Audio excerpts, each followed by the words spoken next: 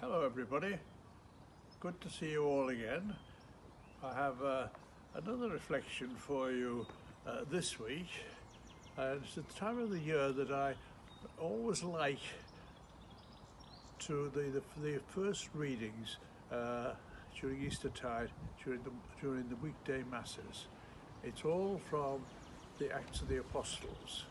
And you see the ups and downs of the church, you see the interaction between characters, and one way or another you see all aspects of the early church, how it develops, and very, very similar to things as they go on today.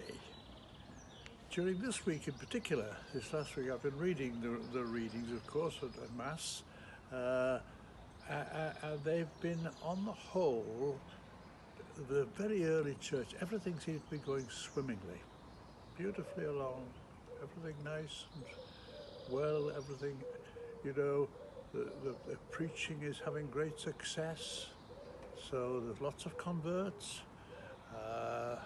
They're getting one up on the Sanhedrin, the council, because they just don't know what to do. They don't know what to do with them. They wanted to try and stop them, but public opinion won't let them do very much. They do actually have the apostles flogged, but that doesn't seem to have made all that much difference. They have that. But it's just kept on going. But there's a wonderful, wonderful, wonderful description that we so often quote. That the whole community lived united in heart and soul. Everything they owned was held in common. None of their number was ever in want. They'd sell all they owned, give it into the common purse, and then distributed to any member who was in need. The ideal that we sometimes look back to. It's something that really, in a way, is happening here now, where people are helping each other.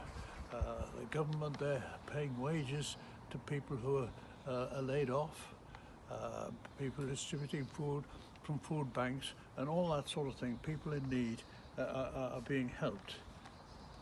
Perhaps not quite as perfect as it was in those days, in that early church, or at least as it appeared in the early church, because sometimes, we overlook the fact that cracks were appearing.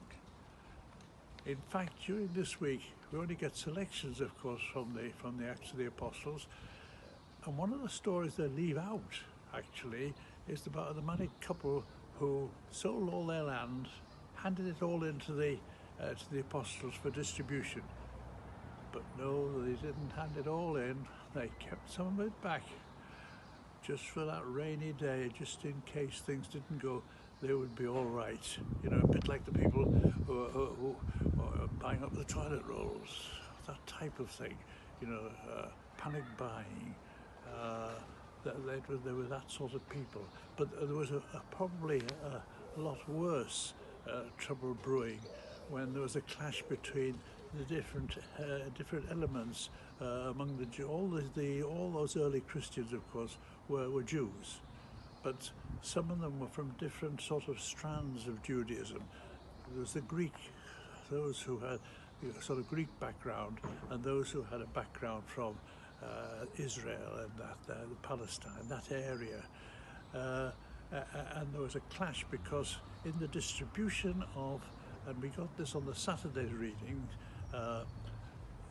in the distribution of the food to the widows, they didn't think it was being done fairly, and that was really a very difficult sort of situation, but it was a crisis, but it brought improvement. It got that improvement that deacons were established. There was that care element that was always has been present and always should be present in the church, that care element within the church, because Jesus went around preaching, but he also went around doing good.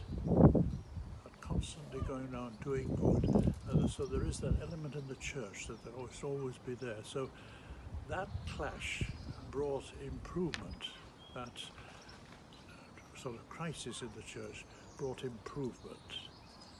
And so it's been down the centuries. I mean, a very good example, of course, is the Reformation, when there was that sort of split up between so many branches of Protestantism.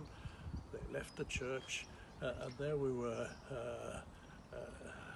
needing reform, and reform came in the form of the Council of Trent. Very good example, but it's not only in the church that this happens, it also happens within society. I mean, my generation, of course, lived through the Second World War. I was too young to be in the forces, but at the same time we lived at that time. It was an enormous crisis within the country at the end of that war. I mean, you know, we were absolutely on our knees, and yet great reforms came. Reforms, say, in education, when the opportunities that came our way in my generation and the generations following in education, enormous, but perhaps not very relevant at the moment, of course, was the National Health Service, and that has been so prominent in recent days. We're in a crisis now. I just wonder whether or not there will be any reform from it. Hopefully there will be some reforms. I think possibly social